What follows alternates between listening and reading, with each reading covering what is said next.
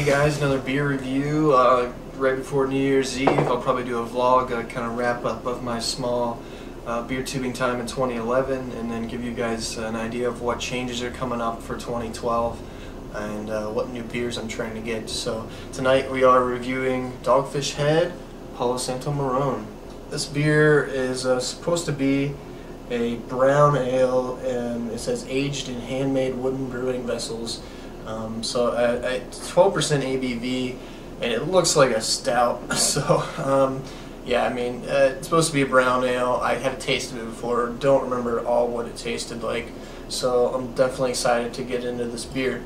Alright, so let's go ahead and get into the appearance of the Dogfish Head Palo Santo Marron.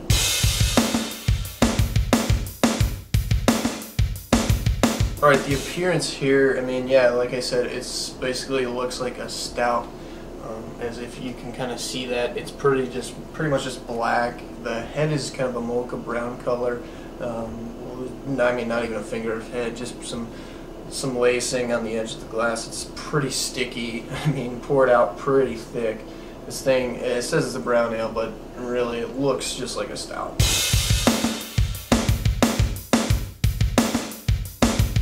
Aroma in this beer. Here we go, guys. Let's see.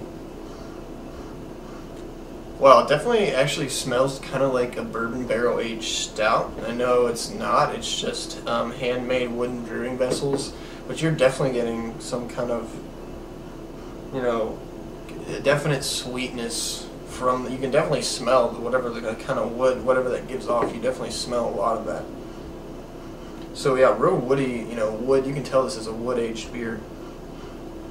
Other than that, it's kind of got a little bit of roastiness.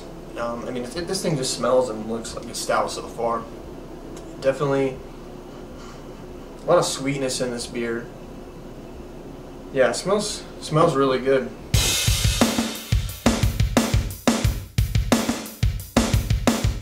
Alright, here we go with the taste, guys, of the Palo Santo Marron from Dogfish Head.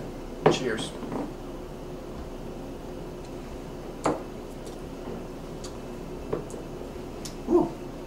Wow, man, that is sweet, in a tasting kind of way. Wow, that just explodes in your mouth as soon as it hits your tongue.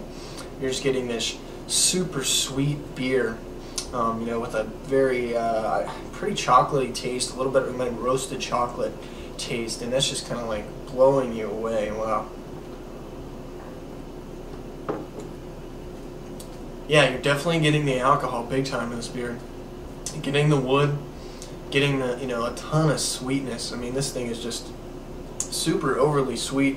A big brown ale, I guess. I mean, this thing drinks like a light body imperial stout, I guess. I would, you know, if you poured this in a glass and gave it to me, I don't think I would know that this is a brown ale. I would just say, right away, I'd say imperial stout. Man.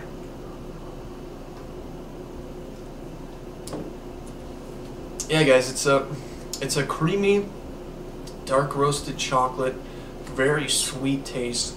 Definitely getting the wood in there, but definitely getting the warming alcohol. I can kind of feel it in my throat. Feel it going down to 12%. You know, so it's a pretty boozy beer. All right, and I definitely think it needs to warm up. So I'm gonna give this one a good amount of time to sit out since I just poured it out of the fridge, and get back with you with my final thoughts and my rating. Cheers, guys.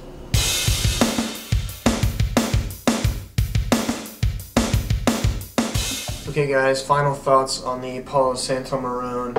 I had to actually re-record this. The tape screwed up that I'm using in my camera. So, before I do that, I want to show you guys not sure if you've heard of the Untapped.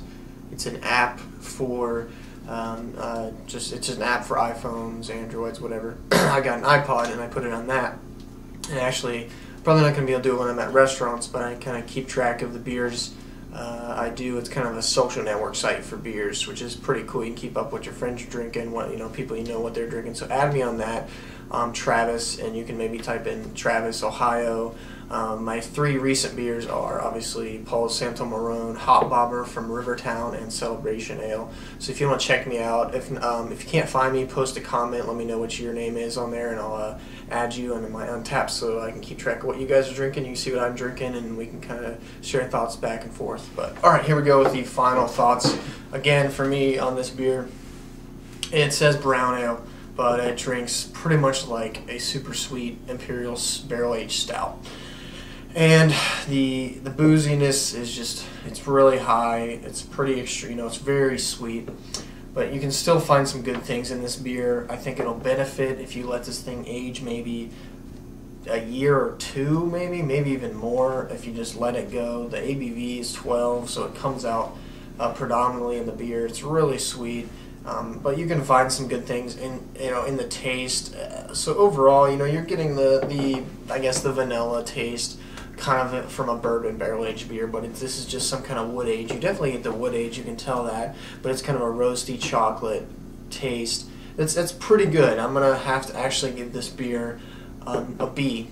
I feel like it would probably be an A if I let it age for a year and mellowed out. But right now, the booziness takes over, the sweetness takes over, and it's not, it's pretty good. Obviously, as a B, is not bad. So the good things about it, you really get, it's really drinking like a bourbon barrel-aged beer, but it's not. So it's, I think this is $14.99, $13.99 for a 4-pack. A little high, but the ABV is pretty high, and the aging on wood. So you really get the wood characters in that, and you really do get some good things from this beer. So B for me, but I'd check it out.